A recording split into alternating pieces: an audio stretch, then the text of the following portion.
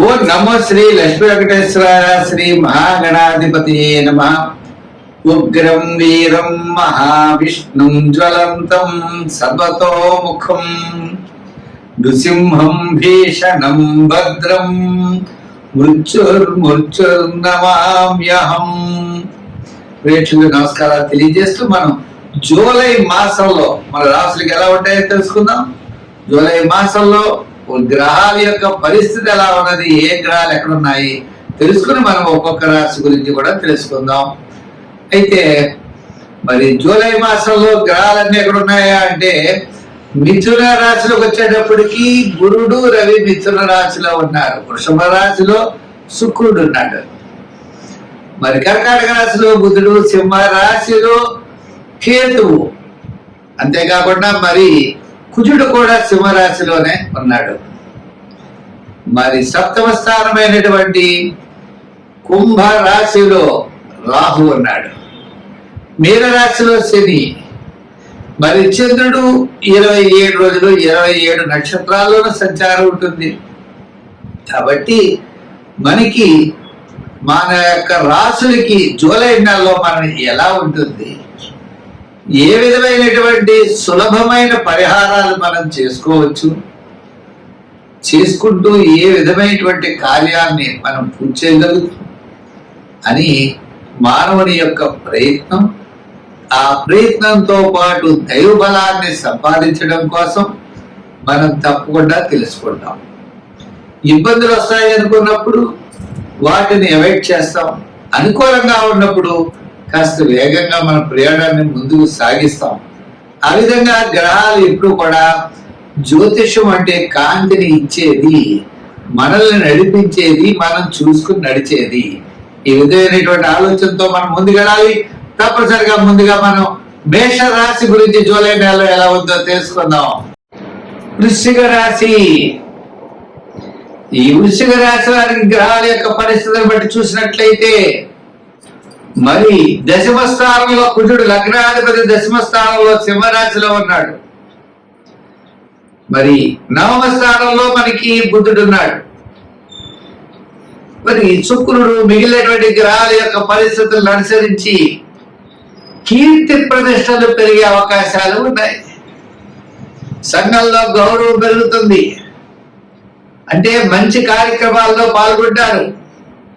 చిన్న చిన్న పదవులు పొందే అవకాశాలు కూడా కనపడుతున్నాయి. నామినేట్ పోస్టులు అంటారే, ప్రభుత్వం చేత ఏదైనా ప్రభుత్వ సంబంధమైనటువంటి పోస్టులు తీసుకునే అధికారాలు కనపడుతున్నాయి. గౌరవ మర్యాదలు పెరుగుతాయి. ఆర్థికమైన ఇబ్బందులు తగ్గుతాయి. రాజకీయ పరంగా మంచి గౌరవం పెరుగుతుంది. వృత్తుల పరంగా అన్ని వృత్తుల్లో చక్కని అవకాశాలు లభిస్తాయి. కళారంగం వారికి, న్యాయవాదులకి, వైద్యులకి అనుకూలంగా ఉన్నది. వ్యాపారపరమైన ఆర్థిక లావాదేవీల్లో కూడా ఫైనాన్స్, జనరల్, కిరాణా, మెడికల్, లోహ, యంత్ర, వాహన వీరికి చాలా అనుకూలంగా ఉంది. అంతేకాకుండా షేర్స్, ఐటీ రంగం వీరికి మరి కాస్త ప్రోత్సాహకరంగా కనబడుతోంది. మొత్తం మీద ఈ వృశ్చిక రాశి వారికి మొదటి 15 రోజుల కంటే తర్వాత 15 రోజులు చాలా బ్రహ్మాండంగా ఉన్నది. అంచేత మీరు ఎంతో ఉత్సాహంతో ముందుకు వెళ్ళొచ్చు. ప్రతి పనిని కూడా చాలా ధైర్యంగా చేయవచ్చు. అన్నింటా విజయాన్ని సాధించగలుగుతారు. ఆర్థిక వ్యవహారాల్లో మాత్రం అనుకున్నంత ధనం దాచేటువంటి పరిస్థితులు అయితే కనపడలేదు. వచ్చిన ధనం అంతా ఖర్చు అయ్యేటువంటి పరిస్థితులే కనపడుతున్నాయి. అందుచేత ఈ రాశి వారు గురుగ్రహం యొక్క ప్రీతి కోసం దక్షిణామూర్తిని బాగా పూజించాలి. రోజు దక్షిణామూర్తి యొక్క స్తోత్రాన్ని వినండి. దగ్గరలో ఉన్నటువంటి శివక్షేత్రాలను దర్శించండి. సోమవార నియమం పెట్టుకోండి. ఆ చంద్రశేఖరుణ్ణి ఆరాధించండి. ప్రతి పనిని శ్రద్ధతో చెయ్యండి. మరి సంఖ్యల్లో 4, 9 సంఖ్యలు వాడండి. రంగుల్లో ఎరుపు, గ్రీన్ కలర్స్ వాడండి. ఆరాధనలో శివారాధన చెయ్యండి. దానాల్లో శనగలు దానం చేయండి, స్వీట్స్ దానం చేయండి. ఈ విధంగా మొలకెత్తినటువంటి శనగలను కూడా ఆవు కూడా పెడుతూ మరి గురుగ్రహం యొక్క ప్రీతి కోసం శివారాధన మానకుండా చేయండి. తద్వారా విజయాన్ని మీరు పొందగలుగుతారు. ఏప్రిల్ నెల చాలా ప్రోత్సాహకరంగా ఉంటుంది. ధనురాశి. ఈ ధనురాశి వారికి సప్తమంలోనే గురుడు, షష్టంలో శుక్రుడు. అంటే విందు వినోదాల్లో పాల్గొనే అవకాశాలు ఉన్నాయి. కుటుంబార్థి సంతానపరమైన వ్యవహారాలు ప్రోత్సాహకరంగా ఉంటాయి. వివాహాది శుభప్రయత్నాలు అనుకూలంగా ఉంటాయి.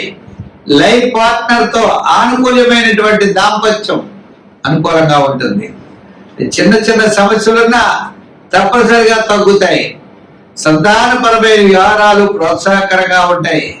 సోపుణ్య కార్యక్రమాల్లో పాల్గొంటారు. శివక్షేత్రాలను దర్శిస్తారు. ఆధ్యాత్మికమైన చింతన పెరుగుతుంది.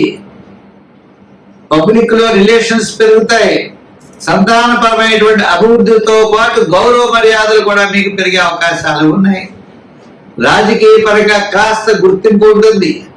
వృత్తుల పరంగా న్యాయవాదులు, వైద్యులు, కళారంగం వారు, చిన్న చిన్న వృత్తులు చేసే వారికి ఆర్థిక ప్రోత్సాహం ఉంటుంది. వ్యాపార పరంగా కూడా finance, general, kirana, medical, shares, IT రంగం వారికి, చేతి వృత్తి పని వారికి, మెడికల్, గృహోపకరణాల వారికి కాస్త అనుకూలంగా ఉన్నది. ఉన్నప్పటికీ సాటర్న్ అర్ధాష్టమ శని ప్రభావం కూడా మీకు ఉన్నది.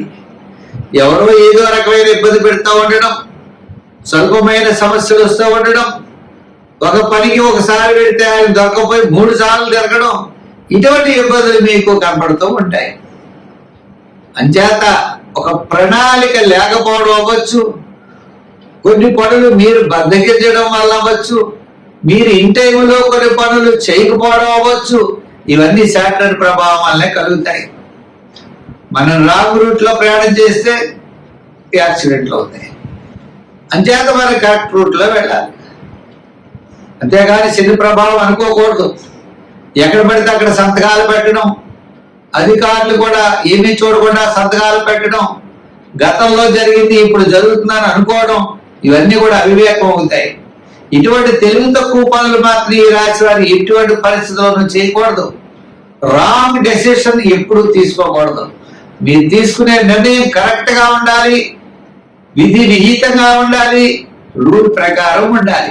అలా ఉన్నట్లయితే మీకు శని ప్రభావం ఏమీ ఉండదు. గురుడి యొక్క ప్రభావంతో మరి కాస్త అనుకూలమైన ప్రభావం మీకు కనబడుతుంది. సంఖ్యల్లో 3, రంగుల్లో ఎరుపు, తెలుపు ఎక్కువగా వాడండి. దానాల్లో తిలదానం చేయండి. వారాల్లో సోమవారం చేయండి. సోమవారం చేస్తూ మీరు తప్పనిసరిగా మరి జమ్మి చెట్టు చుట్టూ ప్రదర్శనలు చేయండి. తిలదానం తప్పనిసరిగా చేస్తూ ఉండండి. నల్లని వస్త్రం కూడా ఇవ్వండి. శని భగవానుడి శనివారం అభిషేకం చేసి నల్లని వస్త్రాన్ని కప్పండి. తద్వారా విశేషమైనటువంటి ఫలితాలు మీకు ఉంటాయి. స్వస్తి.